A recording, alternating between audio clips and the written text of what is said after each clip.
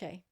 Hello, everyone. Lori here. Welcome to How Do You Spirit? And I always say my guests are always special because they are. You all are special, but I have a super duper special guest today. This is Linda. Hi, Linda. Hi. It's nice to be here. Yes, we're so excited to have you. A little background. Linda was the broker for the real estate brokerage that I am with and have been with now for, I know it's over 15 years. That's a long time. Very long time, which is crazy. And we've also become very good friends. And I'm going to get emotional. Why am I getting emotional? I just feel like that, and correct me if I'm wrong, but both of us have really learned a lot from each other. Mm-hmm. And absolutely, I've thoroughly enjoyed my friendship with you over the years. Thank you. So anyway, gather my thoughts back here. I would like to know, Linda, when would you say your spiritual journey kind of started for you? Have you always been like somewhat of a spiritual person, or did you notice later in life that things kind of changed, or when do you think you really took notice? Since you invited me to be on this podcast, I've reflected on that quite a bit. Awesome. And I think when I was younger, I felt impressions. Mm-hmm. I sensed something about people, or I had these feelings, but I didn't really see it as spiritual. Oh, okay. And was it energy you sensed, or it was just kind of like an energy or this natural knowing about something or something that I should do. Okay. And it just felt like a guide. Okay. And but then probably the most profound experience that I had, that I understood that I had a guide or guardian angel or a mentor that was assigned specifically for me, was looking after me. And I had a little sports car that my husband had given me for Christmas, a Supra. Oh, wow. And that was pretty fun and racy. But we're headed to St. George. I'm driving, and my daughter Nicole is in the back seat with two kittens that she had adopted. Oh my gosh. And her best friend Amy was sitting in the passenger seat in front next to me. And I was tired, and I thought, I need to stop. And I thought, no problem, we're going to stop at, I think it was Nephi, a place that we always stopped, and got chicken and potato logs. And I thought, it's not that much further. I'll just wait and I can rest then and just get out and walk around. I'll be okay. The next thing I know, I fell asleep. I drove off the road. Oh my gosh. And I'm sure it lasted, I mean, it's happening in split seconds. But there is this presence over my right shoulder that guided me through the whole thing. Just as calmly, and it said, keep your hands steady on the wheel, take your foot off of the pedal, now apply the brake gently. I'm sure, I mean, dust and wild oats is flying everywhere. And I came to a stop. So you were up on the wheels still, like on the asphalt, and I drive off the asphalt. And as I'm driving off the asphalt, this personage, this guide, is guiding me through that whole process. Wow. Of keeping control of the car.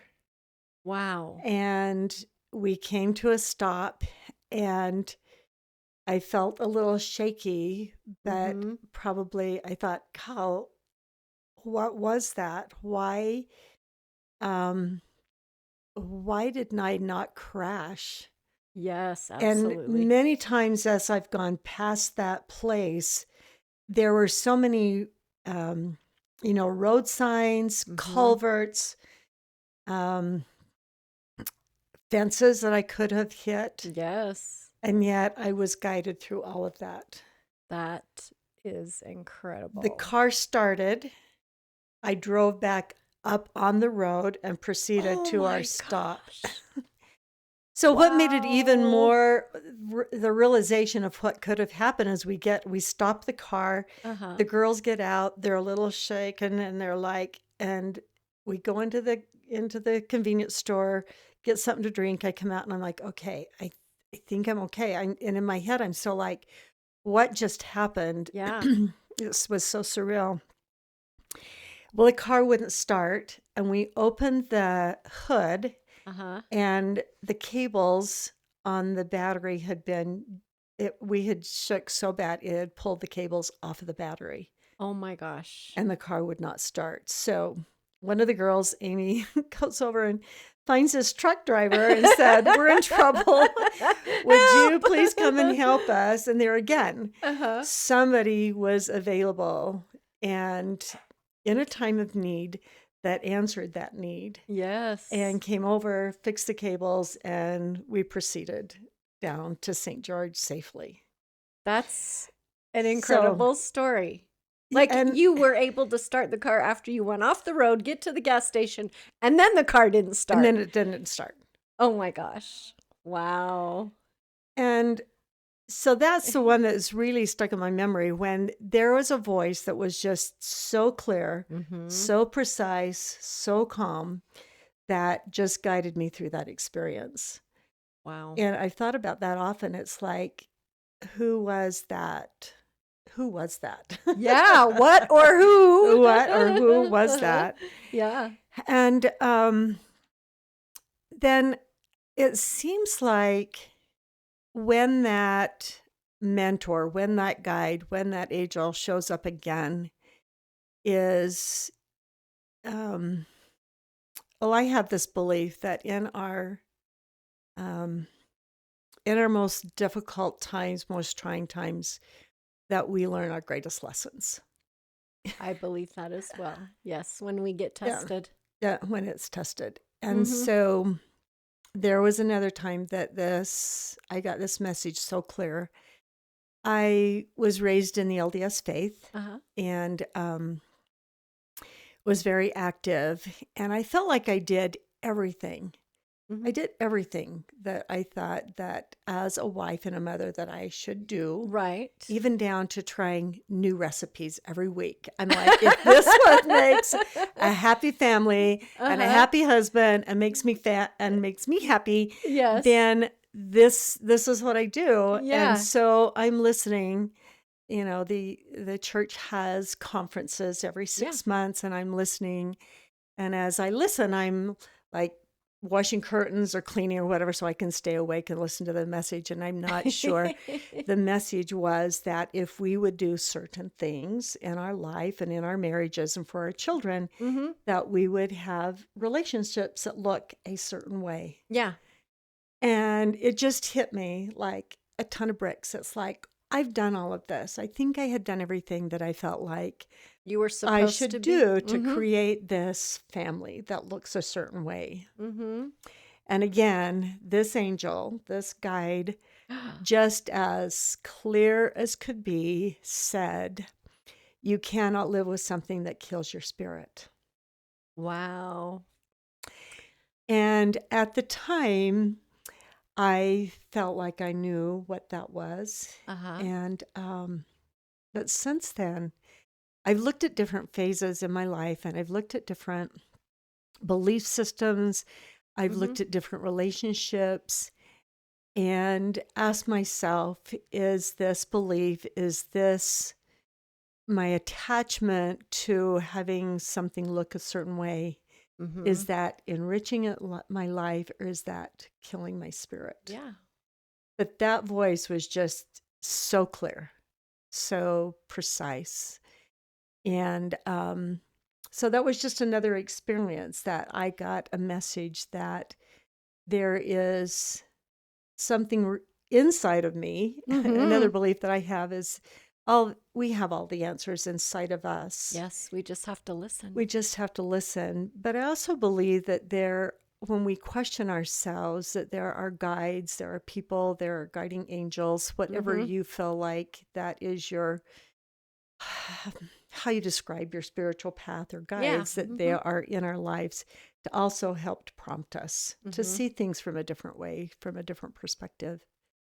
And so another very trying time that I had, and a lot of times I have a really good friend who is a Jungian psychologist, Yes. Mikhail Clark, Yep, I and you know. know Yep. him, and he started the Mhm. Young Society in Salt Lake, and so I did a dream workshop with him. You have done one. Yeah, yeah, for about 8 Awesome. weeks, and just so like a different point of view, Yes. and realizing that a lot of our answers comes um, through our dreams and being more open to them, and then exploring that, setting the stage so that you can have those, invite the dreams and answers. Yes. And so if you're posing a question, that being aware that those answers can come in the form of dreams. That's a whole Jungian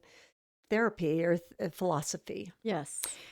And so after my mother's passing, Mhm. I was distraught. I was questioning. I just felt this incredible sense of loss Of course. with the passing of my mom. Mhm.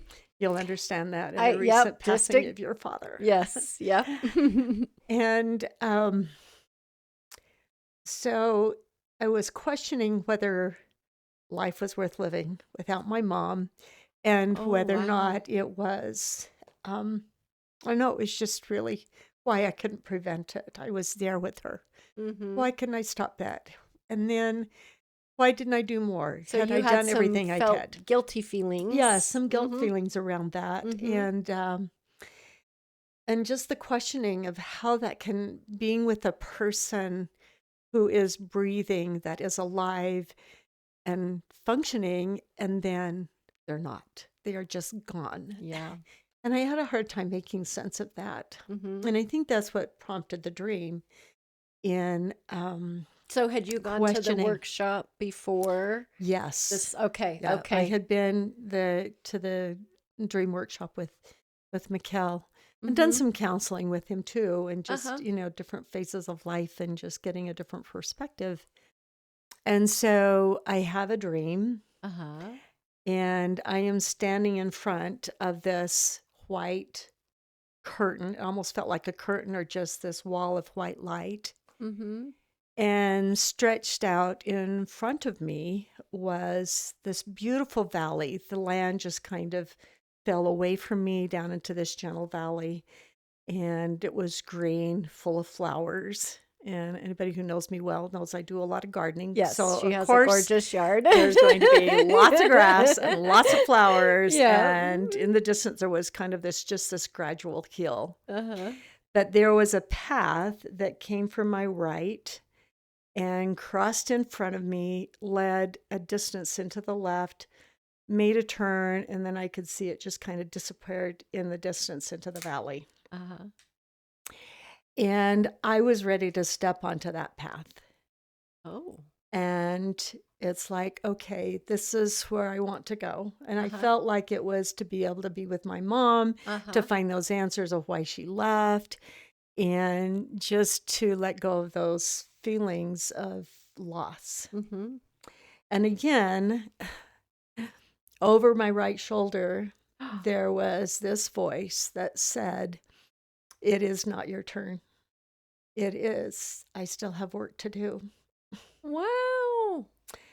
And so there, again, it that voice, that same presence, I feel like it's the same voice or guide Mhm. in all these instances. And but in that moment of seeking, that I found an answer um Your through my dream. dreams. Yeah.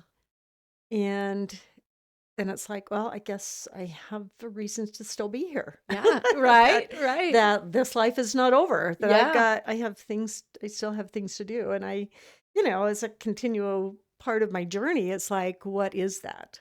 Yeah. What is it? Why am I still here? Mm-hmm. Why am I still existing on this earth? Yeah. Right. And what is my purpose? What does I do? Yeah. That's incredible. I didn't know you went to Mikhail's Yeah. workshops. I would love to do that because I don't, very rarely do I remember a dream. Very rarely. And I know we all dream, Yeah. you know? And so, yeah, I would be very interested in something like that to tap into that, Yeah. you know? Oh, of course you know Mikkel. Yeah. You're his real estate agent too. Yes. I'm like, oh my gosh, I Yeah. keep making all these connections. Yeah, Yeah. we had lots of fun, him and I, when we were looking for his first house. Yeah. A couple stories.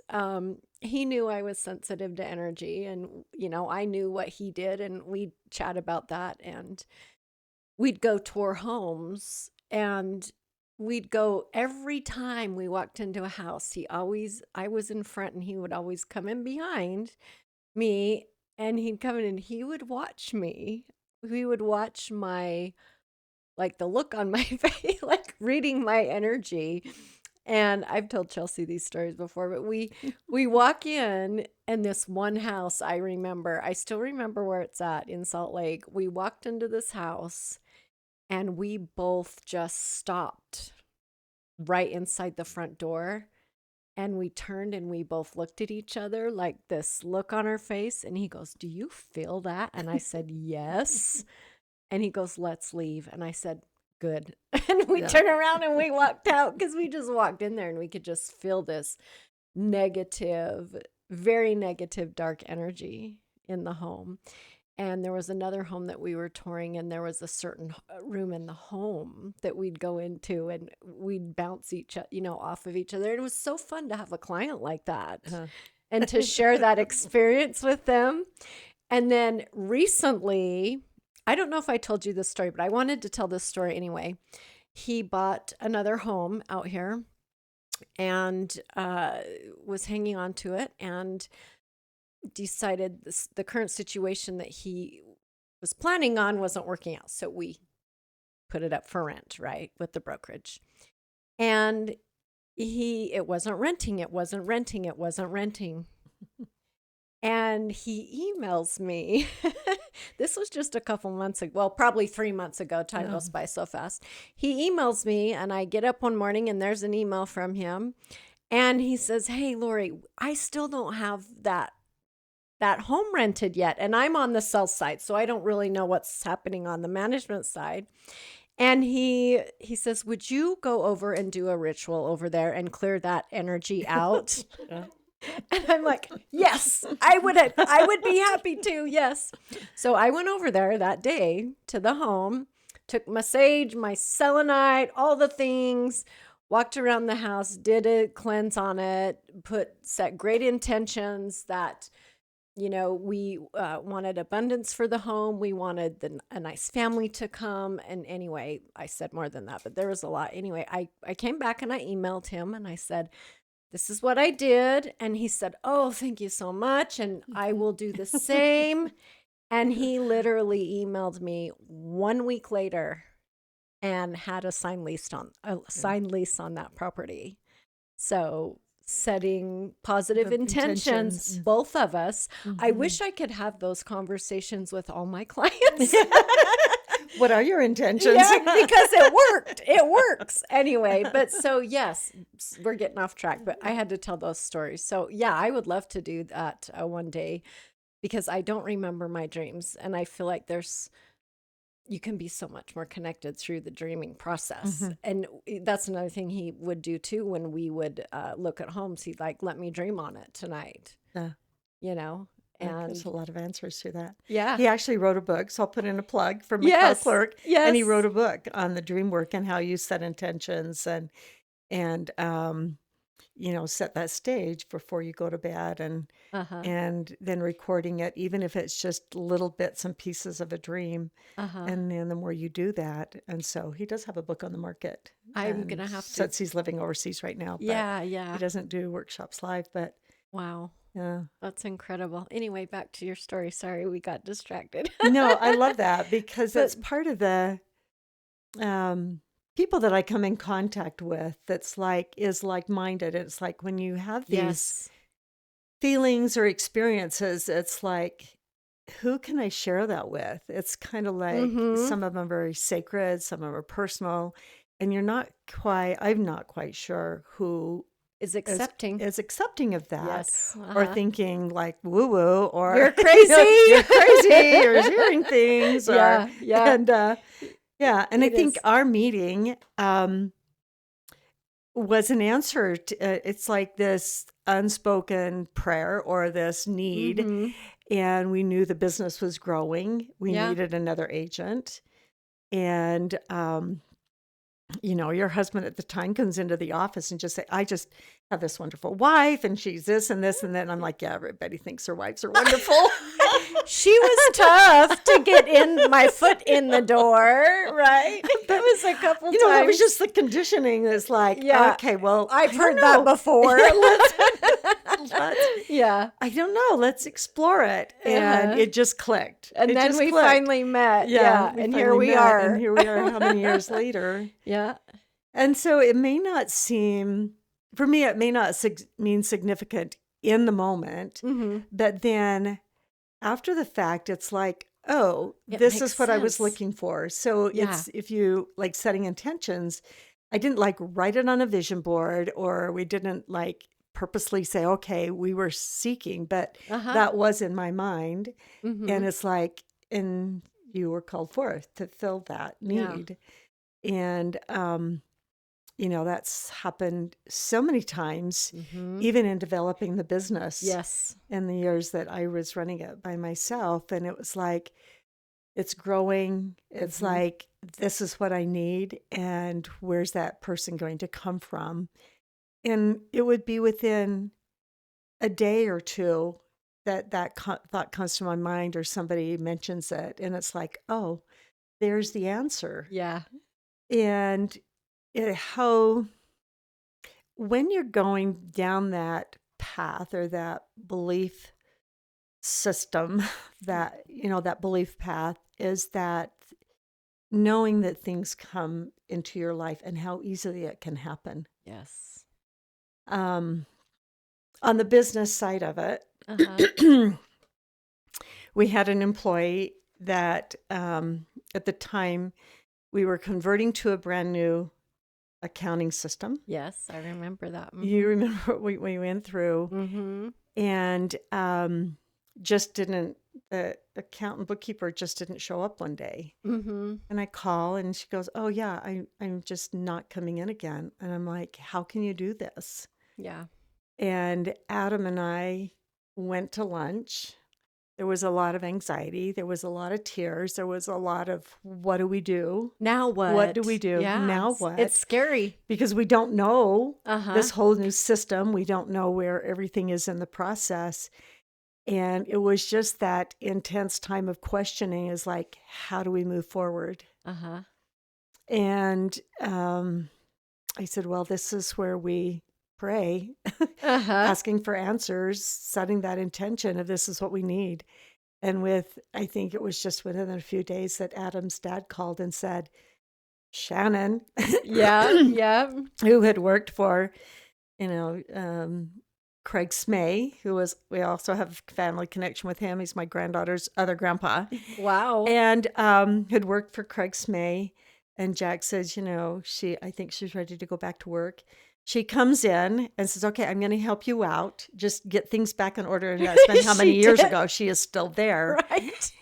And so that's another just example of saying, this is what we need, and calling that forth and saying, just help us out.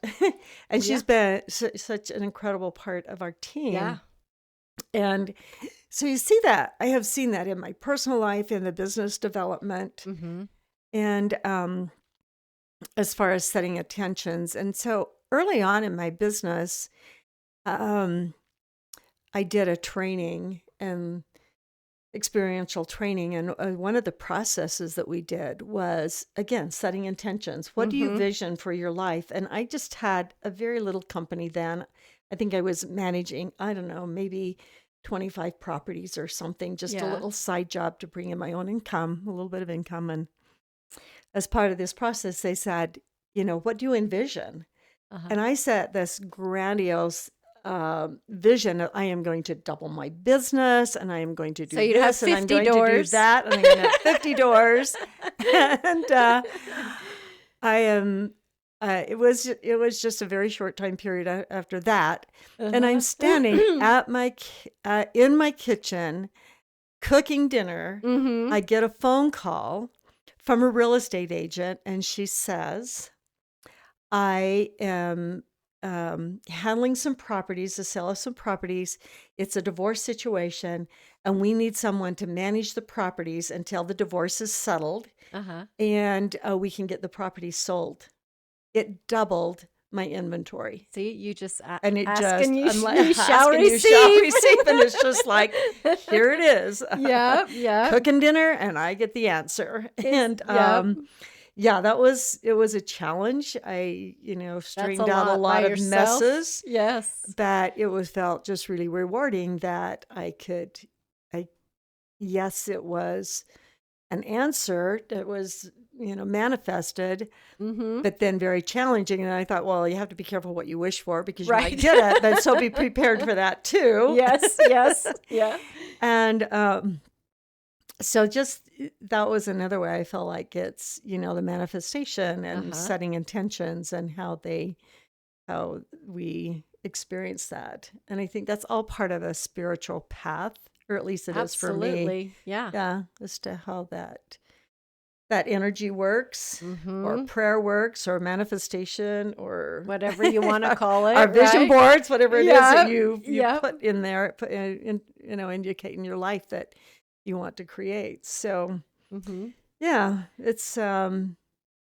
So have you, I guess, moving fast forward to today, do you feel like that the voice or whatever, whoever, the angel, the guide, whatever that was speaking to you, do you feel like it was the same energy, guide, angel? I like the same voice, I guess, if it was a voice, or we all feel different things when we get messages. And do you feel like it's the same energy, angel, guide that has supported you all throughout your life when you've gotten these guidance, these messages? It's whether it's the same energy, but if it were a person, I don't know if it's the same person, but it has that same energy. Okay. It's very calm. It's very clear. It's very precise and clear. Would you say, since you've kind of identified this energy, angel, whatever however you look at that, do you call on them when you need help? Or do you or are they more there bringing messages to you? Or have you actually that's interesting, asked because a as I've question? reflected on it, it's been a time when I was like stressed, a time of need and time of intensity, a time of like questioning my worth, questioning my value, questioning whether or not I've made a difference in the world. And so it seems like when I get those answers, when I get those responses, is when it's like an intense time. Okay. And so like, so you're just kind of calling relaxed on here, them, but not calling on them, right? And they just kind of show up as like, That's I amazing, can see though. now that you need an answer. And then, but yeah, I think like setting the stage for dream work and setting that intention to receive answers, that it probably, for me to practice that in a more gentle, calling forth that and listening for the answers than when I just get intense. Yes, it's like yes. in a desperate Yeah. in a desperate stage, and then I get it. But Yeah. But I guess there have been times when I have that just a gentle knowing Mm-hmm. of like, what should I do? And I kind of like mill it around for days or maybe months. And then it just seems like the answer settles in. So there is a more gentle aspect of that. Yeah. There's kind of a natural knowing. Yeah. I I people I'm a true believer too that people come into our lives for reasons, right? And over the years I have met people and okay, they're just this person that you've, casually met them or whatever. And then later down in life or later down the road, it like the light bulb goes off. And you're like, okay, now I know why they're here. Now I know why they showed up. Mm-hmm.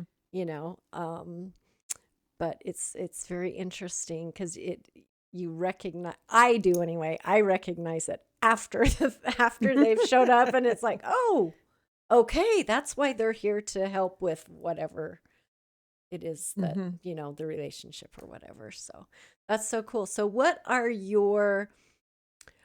are some things that you do as a spiritual person? Like, do you meditate? Do you do energy work? Do you do, like, what are some of the maybe modalities that you take advantage of to help or to enhance your spirituality? I think, well, being in my garden. Yeah, of course, of course. Right. I'm like, do I have a spiritual practice? I'm like, well, absolutely. Yeah. A combination of grounding, going barefoot on my grass, inviting people in to be there and experience that with me. That for me, that's a very spiritual experience. That yes. So the background on the property where I live, my home, is that one time I felt like I was not going to be able to stay there. Okay. I would not be able to afford to live there. I wouldn't have the time or the energy because it's 2/3 of an acre. It's a big yard. It's huge. Yes. And it takes a lot of time, a lot of time and energy. And so at the time that whether or not I would keep that was in question, I thought maybe I'm not meant to keep it. Maybe I won't have the time or the energy. And so I think a part of this is what we're attached to too. And I felt like I had to have that property. My business was ran out of there. I had to have that. And then I'm like, maybe this is not the will of the universe, or maybe this is not God's will that I stay there, and that I really should be open to other possibilities. And so I started looking for other homes, and thought, yeah, I could get excited about this. And so letting go of that attachment of the way things had to look, yes, and saying, okay, I could be happy here. And so I think attachment, that was a big lesson for me in attachment and the way that things had to look. That as it turned out, I was able to keep that property. I've been able to pay for it. I've had the energy and the resources to maintain it. And it really is exquisite. It really is. It really is a little bit of heaven on earth. Chelsea knows. She's been there. Yeah, Chelsea got married back there. And we'll have to maybe, if you can send us a picture, if you'd love to share. Yeah. I will have Chelsea put a picture in the video. Yeah, I got some. It's pretty incredible right now. It's beautiful. Yeah. Fall is a great time, right? Yeah. It's pretty. Yeah, I did too. Yeah. When there's Chris been so and many. I should have kept. We've all used her yard. I forgot that. Yeah, I forgot about yours. I remember Chelsea. Yeah. But because of that, at that time, I thought, I have been gifted this. Yeah. And I have been entrusted with it. And I feel like with every gift, whether it's a physical gift, a material gift, a talent, whatever that is, that gift also carries a responsibility for us to share that. And so that I have shared that yard many Yes. times. There's A probably, lot. I've been there for 40 years, so there's probably been How many over weddings? 250 events, baby Yeah. showers, awards, banquets, fundraisers. I had a wedding reception there just a few weeks ago. Wow. And another one of my basic beliefs is that when we live from a principle of abundance and share with others, and I think that's a spiritual gift. That's part of my spiritual life is being aware of that and our responsibility to share it and to give to others. So I love that. That's a yeah. great story. I haven't thought of things that way, but so thank you. Do you have a name for the guide that that you A name? Yeah, a name, or do you have any like ideas of who it might be, or maybe is it your higher self or intuition? Who's the voice? Does the voice have a name? In the experience with my mom, I feel like it was Christ.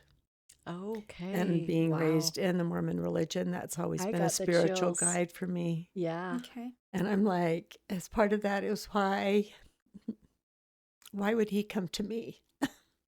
Why not? Why was that moment so important that he would be that voice at that time? I don't know that that's true in the other two experiences that I shared, that was him. But I felt very strongly then. And I do know it was a male presence. And yeah. So if I were to name it, it would be Christ. I love that. Yeah. That's amazing. Yeah. Wow. Wow, you're like blowing my mind. Like I have just like you're so magical. I'm getting sucked in, huh, Chelsea, with your stories and stuff. I love it. Thanks. So I know you've traveled outside of the country and you've done charity work. Can you tell us a little bit about that?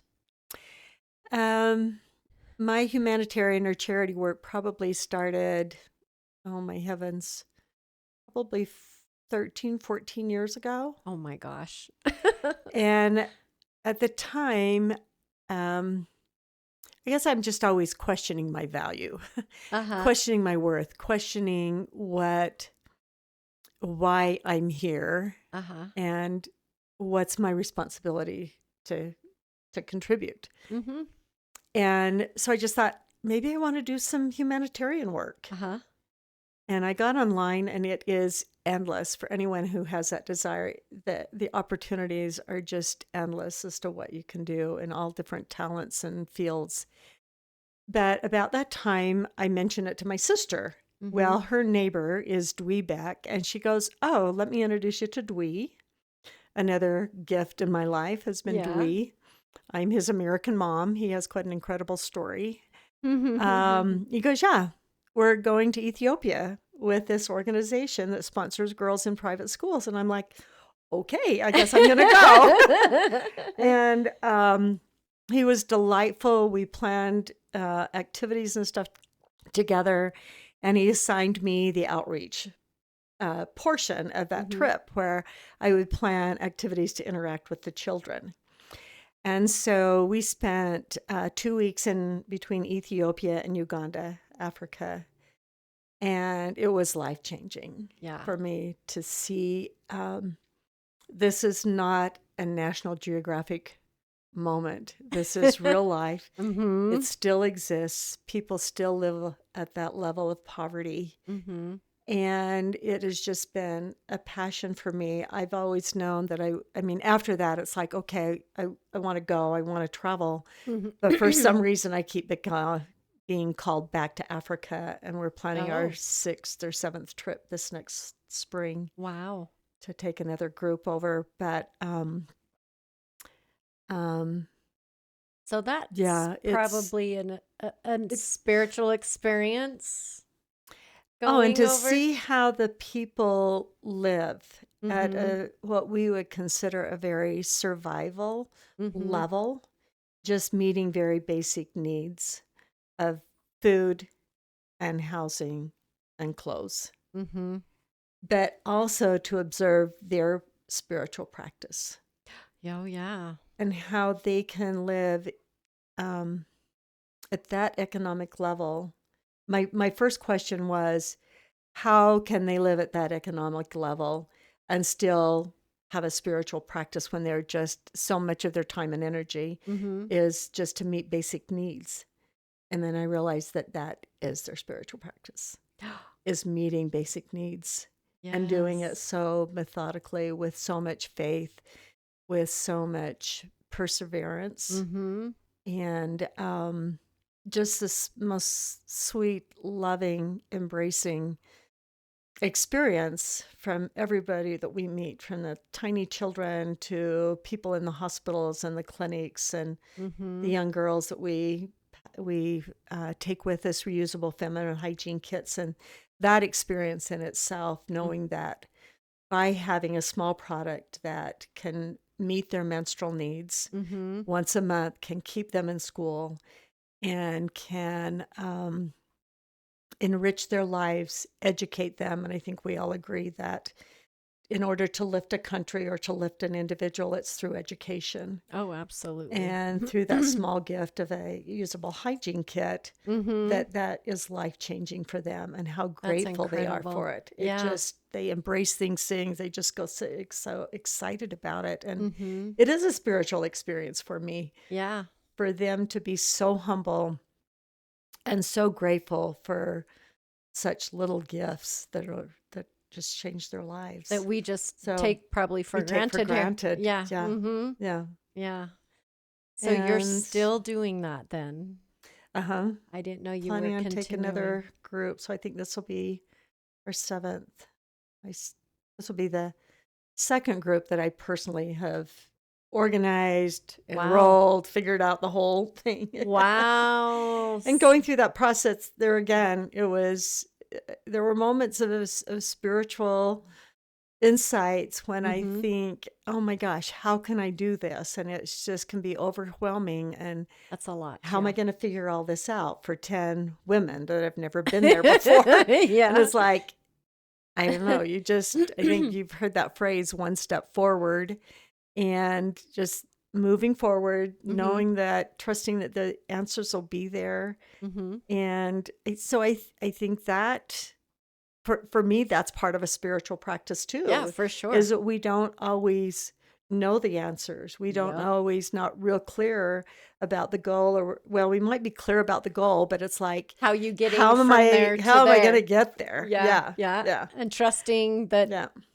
trusting the process, or trusting the intention, I Mhm. guess, right? Mhm. That you will get there. And Yeah. as challenges come along, and Of you course. ask yourself, it's like, is this a worthy intention? Mm-hmm. Is this really where I meant to be? Mm-hmm. And some time ago, somebody posed the question, it's like, should you question? Should you question things? Oh. And it was in the context of the LDS church and in a Mm-hmm. classroom setting. And my first response was like, yeah, question everything. Mm-hmm. And maybe not the doctrine, but if something you to believe in, it's like, then how does that apply to me? Right. If I'm called to do this, if I'm called to take these women to Africa, then how do I do that? Mm-hmm. And trusting that process, and then being open to answers, and having those spiritual guides because I believe that they are there. Of course. You've heard yeah. the phrase, knock and it will be opened. And Yeah. I think that can be so simple as like, I have this need, and Mm-hmm. all you have to do is ask. Mm-hmm. And sometimes how simple those answers come, and other times it's like it tests our patience, it tests our worthiness, it tests our Mm-hmm. faith, it tests our whether it just makes us question us, and so Mm-hmm.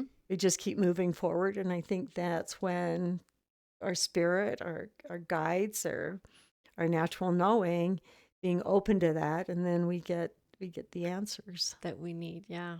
Wow. Well, you are a very incredible lady. Thank you.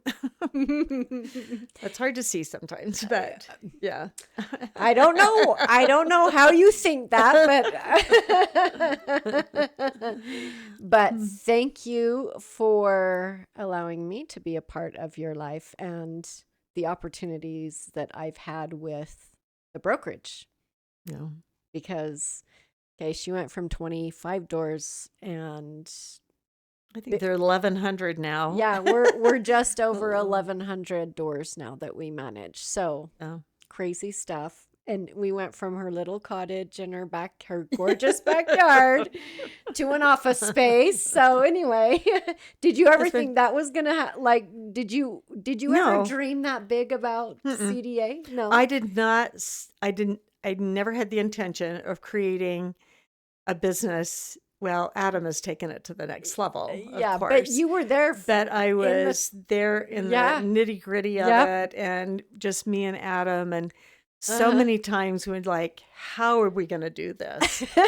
And clients had come into our lives, or somebody that knew websites would come into our life, or it's like that, just step by step, even though we may not know, but you know that we're moving forward. And it won't be without challenges. But it's been very rewarding for me to know that my whole intention when I started the business was that I had seen so many women put in positions, whether it was through divorce, through it was disability, whether it was in all these different situations where women were put in a very vulnerable place. Yes. And I just thought, I am not going to be there. Right? I'm going to make sure I have my own income. I'm going to make sure I have my resources. And so I can at least provide basic needs for my kids, which was life insurance, health insurance, dental, and clothes. Yeah. And let Jack, my husband at the time, just take care of the rest of that and trust him to do that. But I just felt like those other aspects of it. And so that was how it was started. I didn't set out to create this incredible property management company that now employs 40 people and now provides them the opportunities to follow their spiritual path, to be able to provide for their families, to be able to meet their dreams, create their dreams, and achieve their aspirations in life. And so that is part of like with me doing what I do at the cells, having the time to do what we're doing now. Right. So it has been a part of my spiritual path for sure. It's crazy. Yeah. Having the financial means, I think that the way that we make money may not always be the spiritual path or our life purpose, but I think through that we can have the financial support to be able to do that. Being able to make our basic needs, like Maslow, meeting the basic needs of life, so that you can. And when you talk about the chakras, and you've got to be able to have that great foundation of meeting very basic needs. And I guess that's what surprised me, in that part of that discovery of the African people, is that so much time and energy is just to meet basic needs of food. How do you even have time to go through all the chakras and be enlightened? It's like, oh my gosh, how do you even do that? But I think we hear more all the time about grounding and connecting with the earth. Oh yeah. And that you can move through that very quickly from just grounding, meeting basic needs, and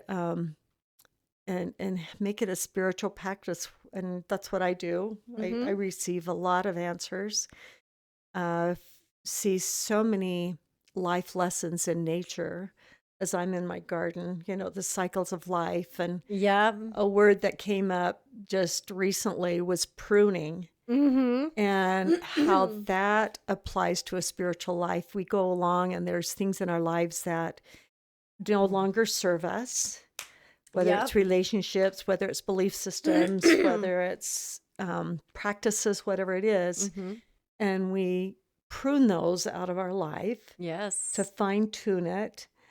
And the other aspect of tuning is when you, in a plant and in gardening, when you cut that back, Yep. way, way back, and roses love this. It's like in the fall, you trim me back way, way back. You get rid of all that old growth or former growth, and then it blossoms even more in the spring. And I think Yes. that's a really good lesson when we're going through challenges and thinking, why am I experiencing this? And we get in the grunge, and it's like I shouldn't have to do this, or this is too challenging. Mm-hmm. But realize that that's part of the pruning process, is that we get rid of things that no longer serve us, and so we make room for the new growth and Yes. and experiences that continue us on a spiritual path and more enlightened, more aware.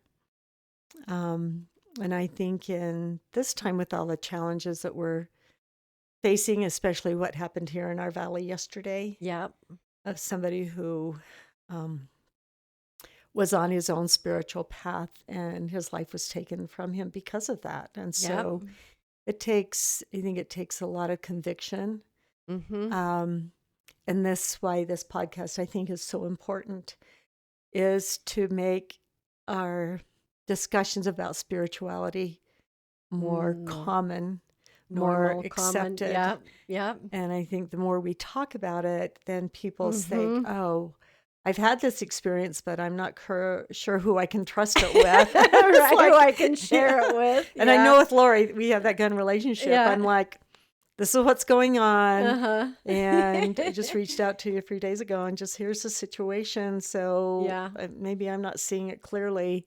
And for her to tap into her intuition as a guide for me too. Awesome. So I think that it's just so important to be able to create that culture and for people to feel safe in sharing. Safe and comfortable, and we comfortable can share ideas. Spiritual. It doesn't have to be about an organized religion, Right. about a certain dogma that we're each entitled to acknowledge. I know that each of us have a spiritual purpose in being here. Absolutely. 100%. Yeah. Yeah. Yes. I love that. And that is the reason for the podcast. Yeah. Because we just want to share people's stories, and it doesn't matter how you spirit or, what the belief is with that part of it. But it's so important that I think it's so important that we have something, for sure. So, all right. Do you have any more fabulous words to share with us?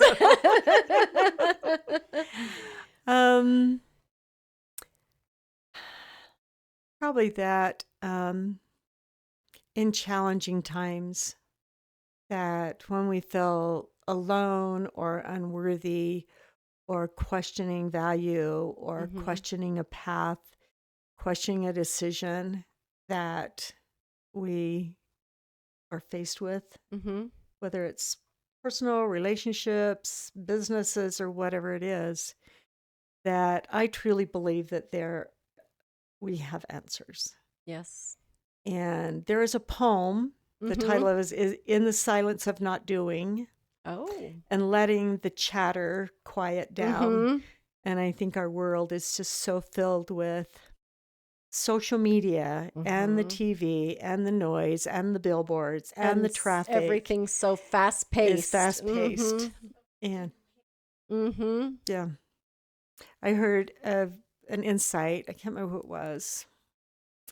They said a prayer is lifting up and sending out requests or expressing gratitude and, just saying, lifting up our soul or our needs or gratitude or whatever it is.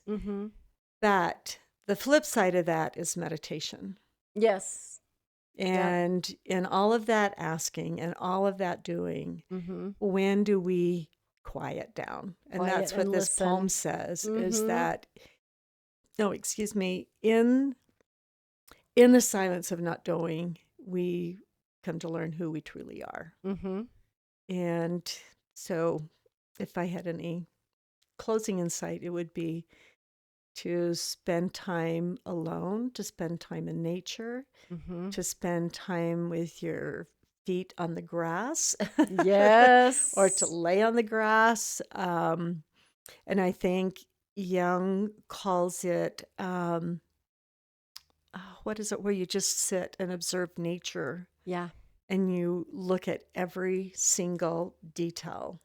I think that's a Feldenkrais practice too, where you sit still and then just observe every single thing that you're feeling, touching, the temperature of the air, the breeze, and it really helps to smells. center the smells and Yeah. everything. Yeah.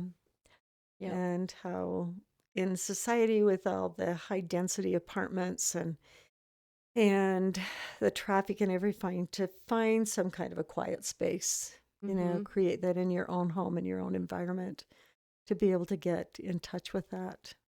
So important. Yeah. Yeah, since my dad passed, I haven't, I love the music and love to go to shows and stuff. And I honestly this year have not wanted to be anywhere but playing in the mountains, keeping myself grounded, Yeah. seeing everything, smelling the smells, being on the water, because it truly, truly, truly helps me and has helped me, especially this year.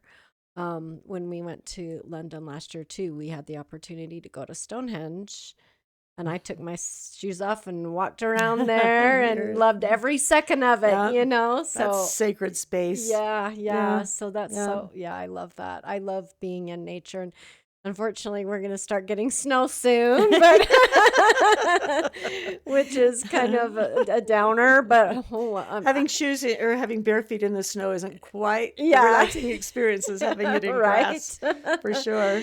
But, so anyway, but I want to thank you so much for Thank sharing you for your asking stories, me. and I've loved every appreciate that. second of it. What a magical person you are. Thank you. And such an inspiration. Thank you. So, yes. Thank you. All right, everyone. Thank you for watching, and we will see you all again soon.